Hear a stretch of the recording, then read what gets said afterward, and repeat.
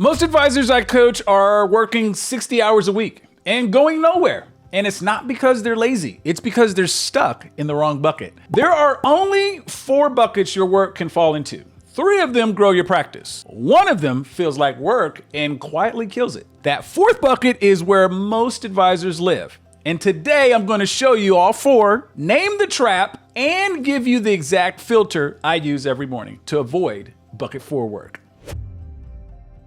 Now, I've been in financial services for a long time. Most of those years, I was in the wrong bucket too. The fix wasn't working harder though. It was learning what kind of work my practice actually needed from me that day. So let me start with a question that should bother you. Why do advisors at $1 million in revenue work harder than advisors at $500,000 of revenue? Think about that for a second. The advisor who built a bigger practice should have more leverage, right? More team, more systems. They should be working less, not more. But every coaching call I take, the 7-figure advisor is the one who looks more tired. Here's the math that explains it. 1 million in revenue divided by 50 hours a week, that's $400 an hour. Now, here's the part that should make you sit up and pay attention. Most advisors at that revenue level are spending 40% of their time, 20 hours a week that is, on work that should not exist. $400 an hour times 20 hours times 50 weeks, that's a lot of money. That's $416,000 a year. Poof, vanishing, disappearing. What? Into work you should not be doing. That's not a productivity problem.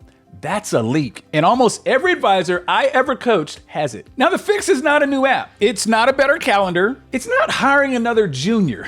The fix is sorting your work into the right bucket. And spoiler alert, folks, most of you reading this are spending most of your day in bucket 4. We'll get there in just a few minutes. But first, you have to know what the other 3 buckets actually are. 3 buckets to grow your practice. Each one has a target percentage of your week. Each one represent a different kind of work, not a different task, and tasks live inside each bucket. Buckets are the categories. So, bucket 1, client excellence, 45% of your week. This is the deep work only you can deliver. Strategic planning sessions, high-value client conversations, plan presentations and deliveries, complex case design. The work that earned you the relationship and keeps it. If a client could get this from a robo, you don't belong in financial advice. This is your craft, okay? Bucket number 2, client acquisition, 35% of your week or so. Building ideal relationships, finding ideal client profile qualified prospect meetings, referral cultivation, strategic centers of influence. Notice what's not in there. It's not cold outreach to anyone with the pulse. It's not posting and praying on LinkedIn or whatever social media you use. It's not going to conferences where you don't know the room before you walk in. Acquisition done right is targeted, repeatable, and tied to a specific kind of client. Anything else is a hobby. You're just fooling yourself. Bucket number 3 is professional development, 15% of your week. Becoming tomorrow's advisor, that better version of yourself, advanced planning strategy, marketing positioning, team development, the work that compounds, the work that makes you worth more next year than you are this year. Most advisors skip this entirely. Then they wonder why their fees feel stuck. Zone of genius stuff, folks. We've talked about this before. 45 plus 35 plus 15 equals 95% of your week spent in those first 3 buckets. So what's the other 5%, Dominique? Well, that's where bucket 4 is supposed to live. 5% max. This is the necessary admin compliance, those internal meetings that you have to make, the handful of things every business owner has to do that doesn't necessarily equal to growth. That's the target, 5%. Most advisors are running at 40. That's the leak. Quick thing, if the buckets are already making sense,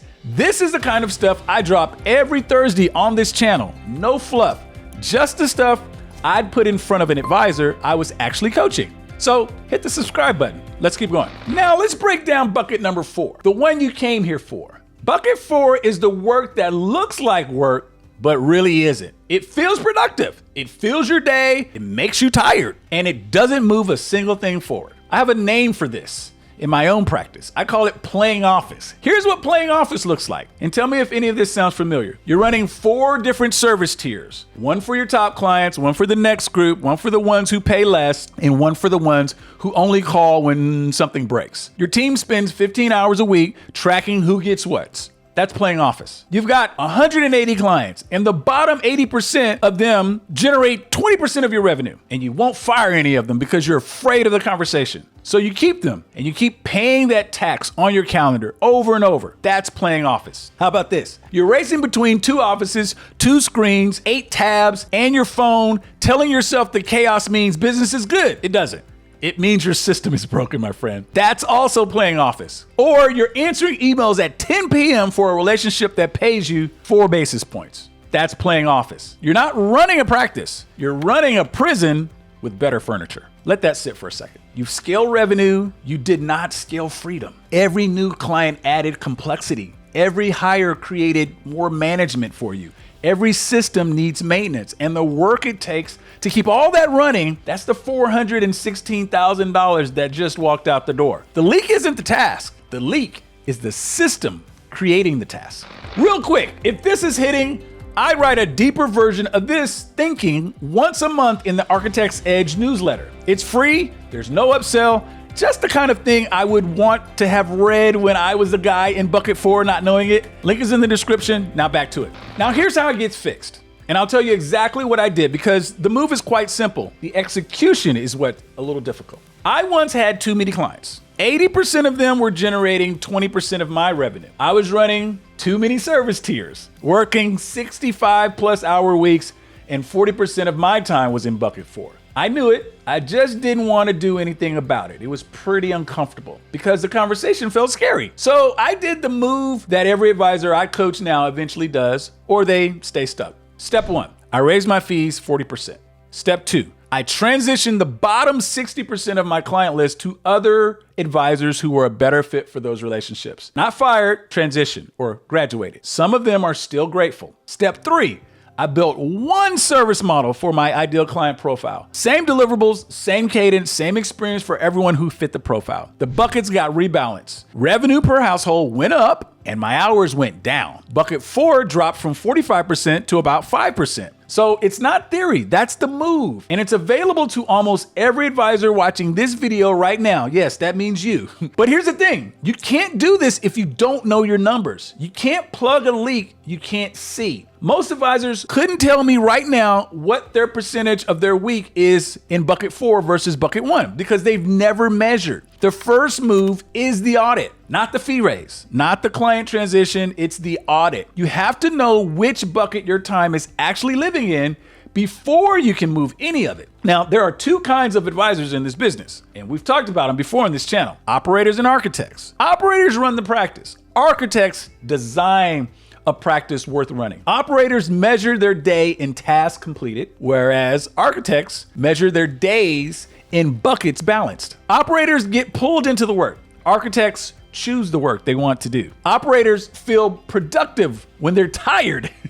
Architects feel productive when their team got tired and they didn't. This is not a personality type. This is a decision. You can be an operator on Monday and start moving toward architect by Tuesday, but the framework is the same for everyone. The difference is whether you run it. Now, the bucket framework is how I made that shift. Not in a year, in a quarter actually. Once I knew which bucket my time was actually living in, the rest was math. Cut the leak, rebalance the percentages, build a service model. Live in buckets 1, 2, and 3 on purpose. That's the modus operandi. It's not a productivity hack, it's how a practice actually gets ran. Now, here's where I'm gonna leave you. Right now, somewhere between 30 and 40% of your week is going into work that does not exist on any growth engine. That work has a price, and for most advisors at $1 million in revenue, the price is over $400,000 a year. So you don't have a revenue problem, you don't have a prospecting problem, you have a bucket and systems problem. If you want to find out exactly where your leak is, I built an assessment. It's called the Advisor Archetype Assessment. 5 minutes, 36 questions. It tells you which archetype you are operating as right now, where your specific leak is, and what to do about it for the next 90 days. And it's free. Link is in the description below. But before you click anything, I want to leave you with one question, my friend.